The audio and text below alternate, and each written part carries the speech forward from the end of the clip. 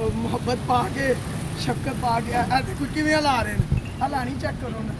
ਉਹ ਬਹੁਤ ਜੀ ਇੱਧਰ ਦੇਖਿਆ ਕਰਿਆ ਕਰੋ ਚੀਜ਼ਾਂ। ਇਹ ਦੇਖ ਇਹ ਮੁਹੱਬਤਾਂ ਪੈ ਰਹੀਆਂ ਜੀ, ਇਹ ਸ਼ਫਕਤਾਂ ਪਾ ਰਹੇ ਨੇ।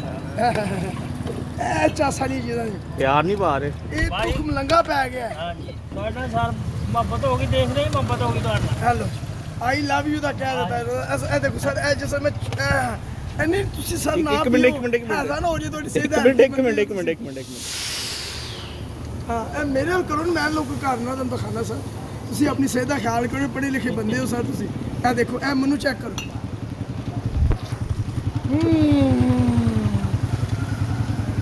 ਅੰਦਰ ਠੰਡ ਲੱਗ ਗਈ, ਏਸੀ ਵਾਲਾ ਸਿਸਟਮ ਸ਼ੁਰੂ ਹੋ ਗਿਆ ਜੀ। ਇਹ ਤੇ ਥੋੜਾ ਲਿਆ ਤੇ ਚਾਸ ਆਣ ਲੱਗ ਪਈ ਤੇ ਪੂਰਾ ਲਾ ਕੀ ਬੰਦਾ।